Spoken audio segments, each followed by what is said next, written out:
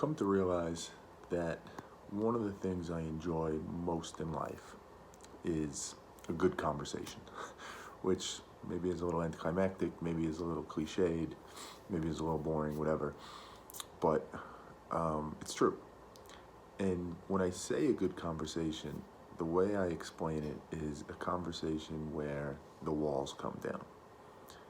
And by that I mean a conversation where, me and the other person or other people are in complete agreement and kind of synchronization that we are going to have an honest conversation.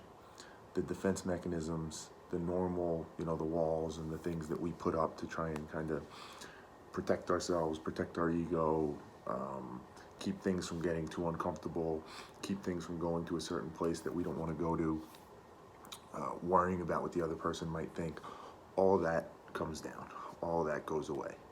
And it's just like the purest, most efficient, most insightful conversation you can have. And it kind of happens in a way in which both parties, or however many parties are involved, almost subconsciously, because it really is your subconscious is kind of connecting and aligning and saying like, hey, we're gonna sit this one out. We're gonna just let this go. We're gonna let your conscious mind take over, and there's a trust that each party is gonna be honest, each party is gonna be thoughtful and rational, each party is gonna be humble and empathetic, and each party is gonna have a degree of mental toughness to be able to handle all of that, to not have their subconscious kick back in and say, hey, this is getting too hard, or this is getting too uncomfortable. Stop it, right? It's totally free. And it's such an amazing conversation for the obvious reasons you would imagine, in that it's just so easy. It's just so potent is the word that I often come back to, right? When you're trying to have a conversation that's meaningful, where you're actually learning something and you're discovering new insights and you're progressing your knowledge forward and you're better understanding the other person, there's no more potent way to do that than when the walls come down. When you're literally just speaking to each other in truths, all of the filters, all of the insecurities, all of that stuff goes away, because all of that stuff is just noise. I talk so much about clarity. All of that stuff is just dirtying up the windshield. When the walls come down, it's completely clear. It's pure clarity.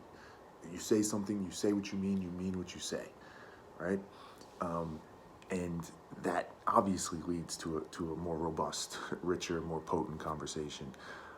But for me personally, it then also allows you to identify or uncover or unlock insights that you wouldn't uncover otherwise, because of that two-way street, because now you're taking in this such a potent input of information, something that's so true. You don't have to decipher through it, you don't have to cut through it, but you yourself are receiving it.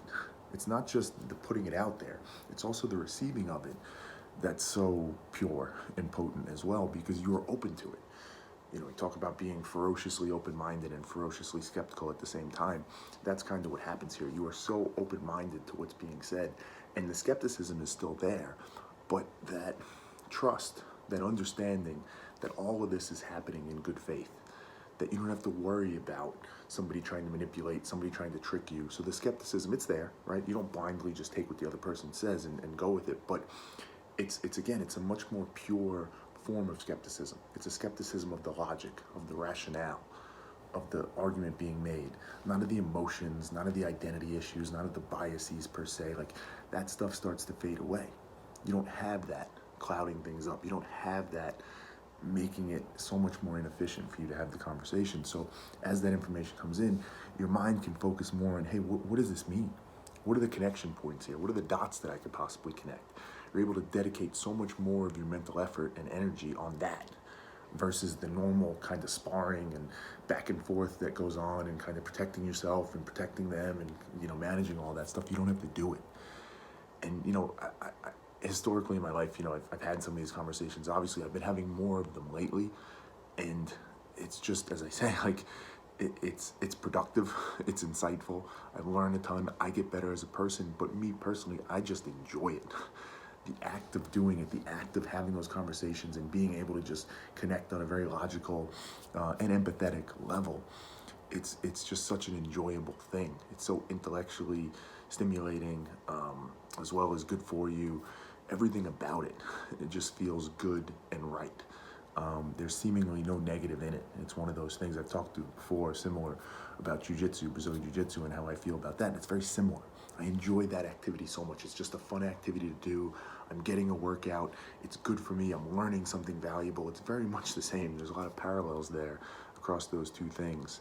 And it's just what I find more and more these days. That's what I'm seeking out. That's what I want more in my life. I want more of these conversations where the walls are coming down.